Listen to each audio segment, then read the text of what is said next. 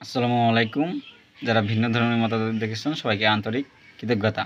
তো আজকে যে বিষয়টি নিয়ে ডিসকাস করবো আপনাদের সঙ্গে সেটা হচ্ছে বাংলাদেশ বনাম শ্রীলঙ্কার ম্যাচ। তো এই ম্যাচটি শনিবার সকাল 6:30 শুরু হবে।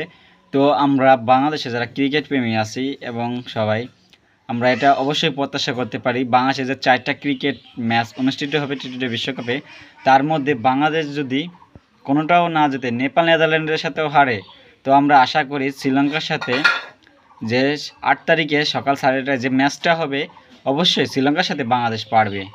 নেপাল নেদারল্যান্ড সাউথ আফ্রিকার সাথে হারলে এটা তো কথাই নাই, কিন্তু নেপাল ও নেদারল্যান্ডের সাথে যদি বাংলাদেশ হারে কিন্তু শ্রীলঙ্কার সাথে অবশ্যই বাংলাদেশের জেতা উচিত। কারণ দেখেন শ্রীলঙ্কা লাস্ট যে ম্যাচটা খেলেছে সাউথ আফ্রিকার সাথে সেখানে তারা 77 রানে প্যাকেট হয়ে গেছে, অর্থাৎ টি-20 ম্যাচেও তারা খুব বাজেভাবে ফ্লপ করেছে। তো বাংলাদেশ যে ফর্মহীন অবস্থায় আছে, বিশেষ করে শান্ত লিটন, সাকিব, ওদের ব্যাটিং পারফরমেন্সের কারণে তো মেবি এটার চেয়েও খারাপ অবস্থায় আছে শ্রীলঙ্কা। তো শ্রীলঙ্কার এই সুযোগ নিতে অবশ্যই বাংলাদেশকে বেটার ক্রিকেট খেলতে হবে, বা বাংলাদেশ যে মানের দল এখনও তো টাইম আউট বিতর্ক আছে, নির্ধারক ট্রফি অনেক কাণ্ড আছে, তো বাংলাদেশের প্লেয়াররা মুখিয়ে আছে শ্রীলঙ্কার সাথে খেলতে। তো শ্রীলঙ্কার সাথে অবশ্যই বাংলাদেশের জেতা উচিত।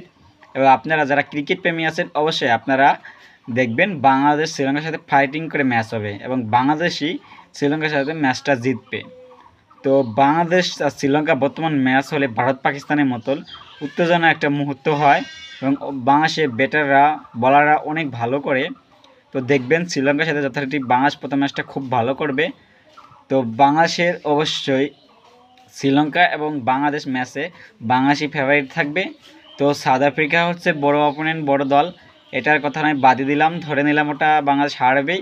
তো নেপাল এবং নেদারল্যান্ড এরাও ছোট দল হলেও এরাও টি-20তে অনেক শক্তিশালী দল, এরা আর আগের মতো নাই।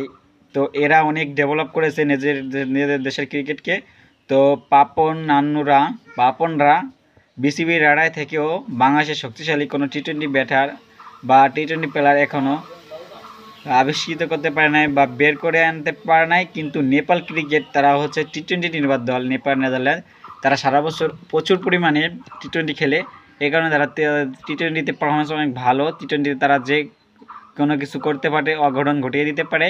তো নেপাল নেদারল্যান্ডের ম্যাচ যদি বাংলাদেশ হেরেও যায়, কিন্তু বাংলাদেশের উচিত শ্রীলঙ্কার সাথে নির্ধারক ট্রফির প্রতিশোধ নেওয়া এবং টাইমের যে বিতর্ক সাকিব ম্যাথিউস, তো সেটার অবসান ঘষিয়ে খুব উত্তেজনাপূর্ণ একটা টান ম্যাচ হবে 8 তারিখ শনিবার সকাল 6:30। তো দর্শকরা আপনারা অবশ্যই মুখিয়ে আছেন ম্যাচটি দেখার জন্য।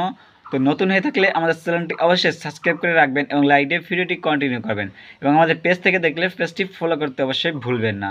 তো ধন্যবাদ সবাইকে, বাই বাই, টাটা, ভালো থাকবেন। পরবর্তী কোনো আপডেট নিয়ে বাংলাদেশের হাজির হব, ততক্ষণ মতো ভালো থাকেন এবং আমাদের সাথেই থাকেন। Stay alert. ধন্যবাদ।